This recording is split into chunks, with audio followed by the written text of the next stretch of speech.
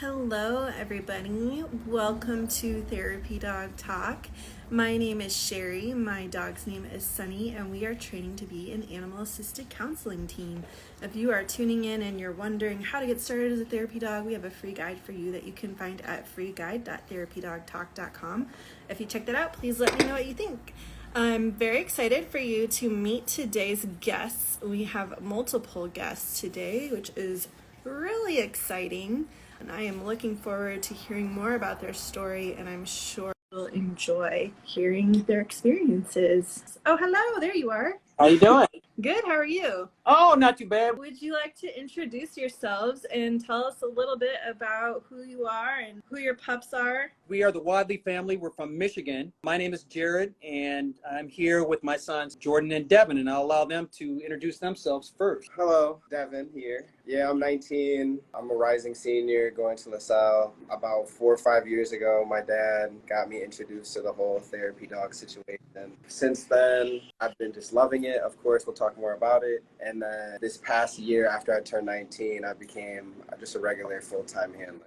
And I'm Jordan. I'm 21. I've been doing therapy work since I was 13. I've been doing therapy work with our dog Legend over here in the background and our other dog Bella. We've gone to different places, everywhere from the library, the VA, various one-time events, going to schools, and just anywhere where therapy dogs are needed. It's been a really good experience. And I'm Jared. I've been doing therapy visits for 12 years. I've had 2 therapy dogs. One, her name was Bella. She was a collie. She was able to do therapy visits for a little over 6 years or so. And then I adopted Legend. He was formerly a show dog. Okay. And so we talked a little bit about the specifics on each of the dogs, but he has been doing therapy visits for a little over 8 years. By the end of this year, he'll be retiring. And so that's when we decided to bring Bree into the fold as she's bouncing around here. As puppies do. That's awesome. So y'all have been doing therapy dog work for a long time. Yeah.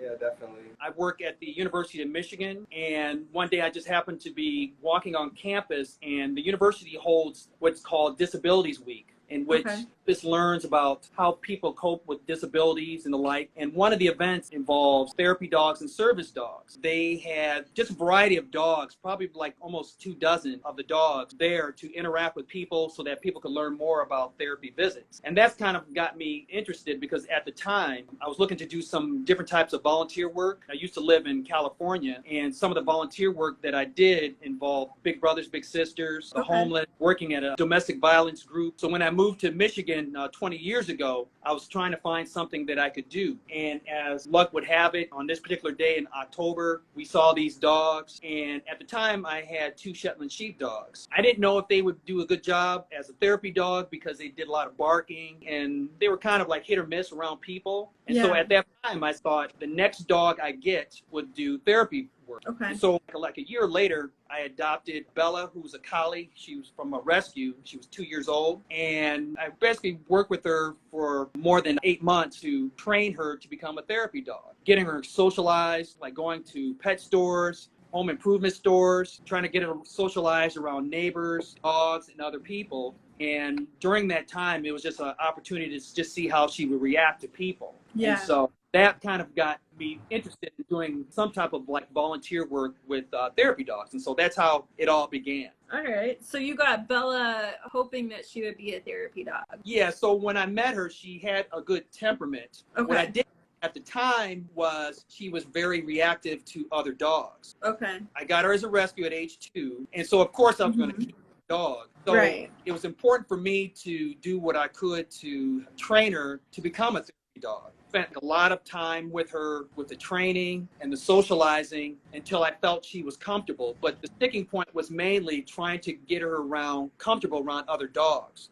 Because with these therapy visits, you don't know if you'll encounter a service dog or a person's personal dog, and dogs can't bark or react. Initially, when I was doing the training, she would react by barking. And so what I did was take her for walks, but also try to get her more focused on me with treats. She was able to not care about what the other dogs were doing, to then follow what I was trying to command her to do. And then that's how we were able to eventually pass and become members of Alliance of Therapy Dogs. Okay. And Jared and Devin, did you both get a chance to work with Bree as well? Or sorry, not Bree, Bella as well? I actually did not get the chance. My brother Jordan, he got got time to work with Bella. At the time, I wasn't old enough yet. My work was mostly with Legend. Like my dad, we went through that same process of, going through the tests, working through with the dogs and stuff. That was just a whole experience in its own, for real. Because it was like challenges, like the relationship with the dog and going to these new places, having to know how to, I guess, talk to people. It was kind of something new that I had to learn. But yeah, Jordan, he did a lot of work with Bella. Yeah, I did work with Bella when I was 13 in 8th grade, and our relationship was really rocky and not there for a while, and it was really difficult and frustrating because I didn't spend enough time with her. It became a lot more natural to where I wasn't forcing it, and also just learning my public speaking skills, talking to all different age demographics, because I told you I've been to like libraries, so I'm talking to like small kids who are learning to read. I'm talking VA, where I'm talking to like 90, 100-year-olds, and it's talking to people in the middle. So it's just being able to communicate effectively has been like one of the best things.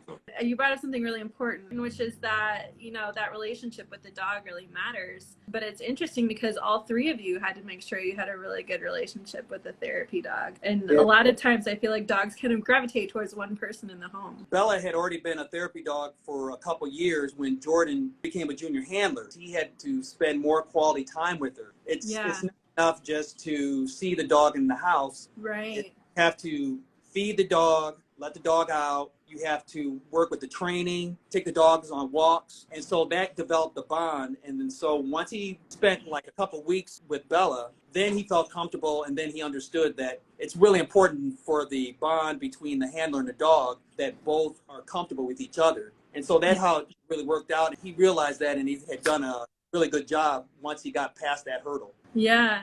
Jordan, was it your idea to become a junior handler, or was it your dad's idea? Definitely my father's. What about you, Devin? That one was my idea, for real. I just wanted to be a part of it, being a little sibling and stuff. I love dogs. My dad talks about the good experience and how he feels afterwards, just like sharing our dogs with other people who might be sick or feeling some type of way.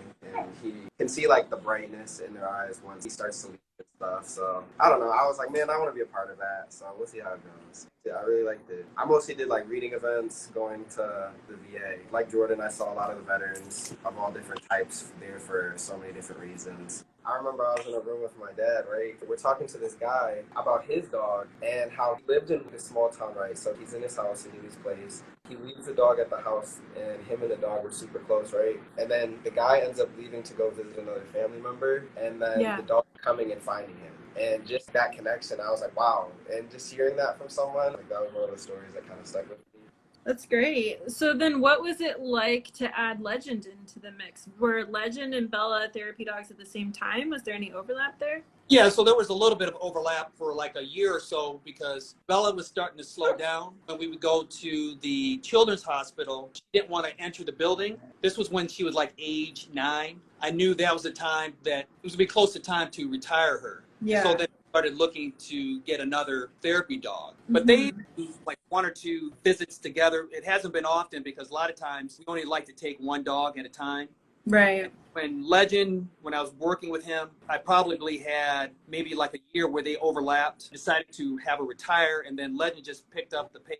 Was able to move around a lot better, particularly like when we go to the VA hospital where it's a long walk from like the parking lot to get to the rooms. It really made a difference having Legend like a younger dog, because when I got him, he was age 3. He was doing a lot more walking. And so that really helped in the whole process of moving around, because when we visit the hospital, it could be anywhere from a 2 to 3 mile walk, visiting the different rooms and the like. And so I didn't want to put that much strain on Bella. It was just time for her to kind of relax and just take it easy and just let Legend pick up the pace. And so that's where we're at with Legend. Legend just turned 12 last month. And so we started looking, and we ended up getting Bree to take his place. Okay. So you've then retired 2 different therapy dogs. Well, not quite with Legend. He's on the road to retirement.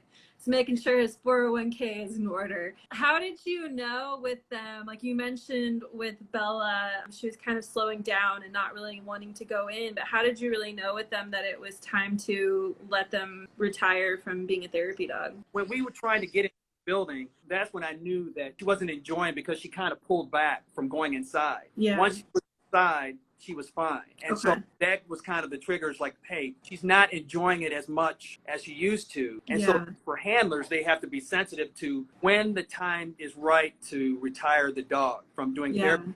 Again, that's that bond that you have with the dog that you know when at the right time. Instead of doing a lot of hospital visits, we did like a couple one-time visits at the University of Michigan during distressing events. For those visits, she didn't have to do as much walking. I was fine with that. But I knew right at that time that I needed time to get another dog, train it. And so I could envision that I needed to have at least 6 months for the next the training and the like. And so that was like the point of when we decided, well, I had been already looking to get another dog, but that was a little bit more urgent to get the next dog. Legend has been doing well. I wanted to at least get 8 years so that both boys could do visits with each of the dogs. But I knew once he had turned like 10, 11, that I would have to start looking. But during the pandemic, that kind of slowed things down. We weren't able to do as many visits as we wanted to at the hospital because they had shut down volunteer services. Right. So that kind of pushed things back. So typically I probably would have already had a dog by now, but you know, things happen for a reason, and that's how we ended up getting Bree. We're happy to have her as a member of the family. So this is the first time that we've had a puppy with the boy at their particular age. Bella was a 2-year-old rescue. Legend was 3 years old, but because during the pandemic, I work from home and at the office as a hybrid, but probably would have gotten an older dog had it not been because of the pandemic. Because when you have a puppy, you need to spend quality time with it because that's really important. When we got the older dogs, they didn't need as much attention as like a puppy does. And so that's how we ended up with a puppy. And like I said, it's really worked out well because now the pressure's on me now, because when I do the visits, I tell people how to help their own, just ways that they can be similar to what they saw with Legend and then previously with Bella. So now there's a lot more pressure to make sure that she does well with the testing. I almost feel like I've tried to, the advice I've been giving other people now is really coming to the forefront with my own dog. Yeah, it really puts nature versus nurture to the test, huh? Because you've had this experience with these other 2 dogs, but like you never really know for sure, even if you temperament test or whatever, if the dog is going to enjoy therapy dog work. What's it been like for you going from training 2 rescues to be a therapy dog to having a puppy? Well, with the rescues, they knew some of the commands. So Bella was mainly just having her socialize with around other dogs. So that was a little different. With Legend, he had been around people and other dogs as a dog show performer, but he didn't know like basic commands. So now we're trying to combine everything, getting the dog socialized, helping the dog learn commands. So there's a lot more involved now, whereas before dogs, it was like either one or the other that I had to work with them on. So that's been a bit different in terms of the training. So she finally had some of her final shots. And so now I'm trying to get her exposed to a lot more people, doing it slowly, exposing to her a lot of sights and sounds, still working with her on the commands, but just doing a lot of that to like help her become a good therapy dog. Yeah, she wants to play, huh? But she's doing well so far, so good. I'm pleased with her progress at this particular time. Yeah. Well, having all the experience that you already had with therapy dogs, what did you look for when you were looking for Bree? When we talked with the breeder, we were looking for a dog that had a good temperament. That's all we could like really focus on. The training about the commands and stuff, that's something that we could do on our own. Yeah. So mainly like the temperament, and then we're basically starting from scratch with any time you have a puppy in terms of the training. And so we still have to get her exposed to a number of different things, a number of different sights, sounds, trying to take her to a lot of different places. But so far, so good. We're getting close to the 6-month mark of her birthday. So we've only had her for like 2 months, but so far, so good. I guess the true test will come like in the fall, because I really want to use this summer to hit a lot of different areas, a lot of different training, that sort of thing. Yeah. Wow, those 2 months flew by. I remember talking to you before you even had Bree yet. So it sounds like you all have volunteered in a few different locations. I'd love to hear from each of you what your favorite place to volunteer is with your therapy dogs. My favorite was the Michigan distressing events. The reason I liked it was because it was really calm and low-key, and everybody came with good energy. And I would have Bella or Legend just lay down, and everybody would come to them, because it's during exam time, calm down from like the studying and this high pressure and stress. So it was like really good times. There'd always be like snacks. There's always be games to the side. So like everybody come is we can hit a little walkthrough, and the dogs would always be like a good little highlight that everybody would have. And then we would give them a card. People would come back following semesters and be like, oh, I seen Legend Listen, I had his card. So like that was good. It was a lasting impression when I see him again. It's awesome. My favorite read events would probably be the ones at the schools. It was just, going back to a school you went to and kind of bringing your dog and showing them off. This is like the dog that you always talk about, and like they're so cute. You get so many compliments and stuff. Yeah. Yeah, so that's a good time. And then U of M, I went to like the discussing events when I was freshman, sophomore in high school. So then I mostly interacted with a lot of juniors and seniors in college at these discussing events. So it was kind of just cool to hang with like an older crowd, and they talked to me about like the finals and stuff.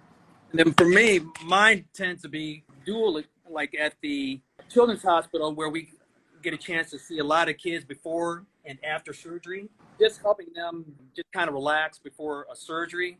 And so there were like many times when the kids were interacting or talking with their parents or the doctors, and they were like really nervous or crying. And when they see the therapy dog, they just felt so much better, even for that brief moment. Also, the veterans, when we had a chance to see the veterans, a lot of times they didn't have visitors who came to the hospital. And then sometimes just seeing the dog just kind of helped them like reminisce about their own dogs. And so that's always a good time seeing as many of them as possible. Yeah. And it sounds like, I don't know, Jared, if you had the same experience, but it sounds like from your sons as junior handlers, it was a really good opportunity to learn how to talk to a lot of different people too. Yeah. So as junior handlers, they will have a person who is already a member. And so I accompany them with visits. Yeah. They go on these visits. One of the things I helped them with was trying to communicate with adults. And part of that is I wanted them to not feel any pressure talking to people. We're talking about those in the military, the most part at the VA hospital. And so I tell the boys to ask them about their service, individual about their family life. When you go into the room, a lot of times they're watching TV. And for a lot of the veterans, they're watching sports. So you can start a conversation then. And then you allow the patients to then talk a little bit about their own experiences. And then they'll ask them about the boys as well. Those conversations last 10 minutes and the time goes by quick. And so Yeah. as junior handlers, it's not as if they're going to these visits alone. Right. Veterans or even patients elsewhere, they want to hear from the young people because oftentimes there are not many young people who are involved in volunteer work. That gets them excited. And so it's a rewarding experience for them. For Alliance, I think it's as young as 12 years old till age 17, but they're not having to go do these visits alone. So you'll have somebody there who has some experience, and that really makes a huge difference. But you do want to have, for a young person, just somebody who just wants to give back and help other people. Yeah. But it just really help their confidence, boost their communication skills, and just appreciation for just people in general. That's one thing I'm glad that we had a chance to do with the boys. There are people who are struggling, people who are in the hospitals for an extended period of time. And so then they have a greater appreciation for the things that they have by giving back. Yeah. And so it really made a huge difference, at least for our family. Yeah, that's really great. And Jared, at some point you got involved with Alliance as a media or news role too, yeah? Yeah, so I've been with Alliance of Therapy Dogs for 12 years. Probably 2 years in, I wanted to do just a little bit more volunteer work. And my background is in public relations and journalism. And so the board on email to see if they would like to have someone volunteer for the magazine to help with like editing and stuff like that as on a volunteer basis. They thought it was a great idea. And so I've been doing the news magazine for 10 years. And so I read a lot of the great stories from the Alliance of Therapy Dog members. I'll edit their stories. I'll read the publication. And so it's been like really great just to see just the impact therapy dogs have had in communities throughout the country. And so yeah, it's been a great experience doing the editing and stuff. It doesn't seem like it takes a lot of time, but the stories that we read from the magazine are just so inspirational. Magazine has stories, just general photos or pictures. I mean, not pictures or stories of teams, just regular visits, but there's also like magical moments where therapy dog has like really done something great for a person. For example, I read a story where a dog went into a room where a patient hadn't spoken for like months on end. They saw the dog and they spoke a word. They said the dog's name or they smiled. So doing the magazine has just been a really great experience. So I'm reading the stories before they come up hot off the press from others. And is that an actual physical publication that goes out to ATD members then? Yeah, it's a hard copy and there's issues available online to the members. We've got the May issue that's already come out, and then another one will come out during the holidays. But Okay. yeah, hard copy sent to the mail. But if for some reason they don't get it, they can check it online, and that would be for ATD members. Okay. I don't know if the general public can get access to it because it's typically for members. Maybe that might be something I can pass to the Alliance of Therapy Dogs board if it's not, because maybe other people would feel inspired by reading a number of the stories that our members are sharing with our own members. Yeah, it might encourage people to look into becoming a therapy dog team. But that's great that the stories are shared with other members, for sure. But if it's not like the publication, they're trying to start more campaigns to, for example, encourage more junior handlers. And so both boys were featured in the Alliance of Therapy Dog ad campaign. The organization is trying to branch out, trying to get more members. Like I said, it's a great experience, trying to get the word out. I think sometimes people see therapy dogs, but they don't really understand like what's involved. You don't want to go through the whole process and not follow through. Unfortunately, you have people who just think have your dog as a therapy dog, but they don't go follow through with like the visits. Something you would like to do and you're really passionate about volunteering. We want to encourage you to connect with a hospital or extended care facility or school. They really need the therapy dog, particularly like now with mental health, like a huge issue throughout the country, where these dogs make a huge difference in a person's life. Yeah. I'm currently studying social work. And then kind of the path that I want to go on to that is get into like clinical counseling. I just feel like I could even incorporate that into like practice. Yeah, you absolutely can. I don't know, to even if they're feeling some type of way too, or just have something like a dog in a session, I feel like that could bring a lot. Yeah, you absolutely could do that. We've had, I think, 3 or 4 other guests on here whose dogs work with them as a social worker, and then a few in like marriage and family therapy or other animal-assisted therapy, animal-assisted counseling roles as well. It's really an opportunity that's growing a lot right now because there's been a lot of new research in the last like 7 years around that space. And so they're being able to use it more and more. There's a few programs that are specific even to animal-assisted social work, which is really cool. It's already being started. I just follow along, follow their footsteps. You know, something I've learned is that there's a shortage of male therapists out there. So you show up with a dog and you're going to be forever with a job. Yeah, male social work student. And yeah, I feel like in the spotlight, just being one of the only boys in a lot of my classes. Yeah, I bet. I think it'll be good. Yeah, definitely. And those dogs can help you reach people in a way that you can't on your own, as I'm sure you already know. Yeah.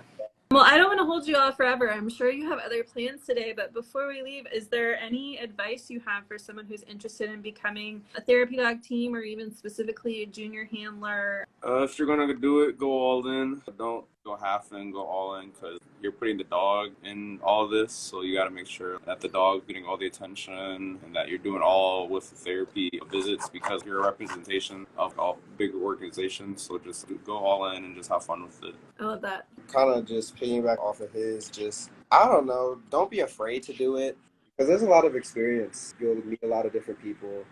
You'll have great lessons, great growth, and you have a great partner there by your side. So yeah, definitely don't be scared to jump in, try it, learn more about it, talk to more people. I think they gave some good suggestions. I think just whether you're a therapy dog handler or interested in it or not, just spend quality time with your dogs. I think that's like taken for granted that anybody can have, for the most part, you can have dogs similar to what Legend does. You just have to spend quality time with it. And if you spend quality time with it, train it, get it socialized, then you might find like, wow, this dog can really do volunteer work in terms of pet therapy. Yeah. And I would just tell people, if they're interested in it, maybe find a handler to follow just to see if it's something that they would like to do, so that the benefits of doing therapy dog visits. But it's definitely like a rewarding experience, and I'm just really fortunate that I've been able to share it with both sons and at least 2 dogs, and then with this one, just getting ready to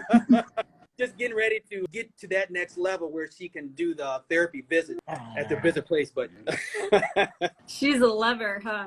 oh, But we Well, I definitely- am looking forward to following Bree's journey. I know you mentioned that you're hoping for her to become a crisis therapy dog in time, crisis Yeah. response dog. Yeah, in a couple years, because it's a lot more intense. So hopefully she'll have the right temperament. But it's nothing that I'm going to force. I think Right. like regular hospital visits, going to schools, going to extended care facilities. But you have to have even higher temperament because you're going into a crisis situation. Right. If she does well, and again, that all falls on me with the training, getting her well socialized and being able to remain calm. Yeah.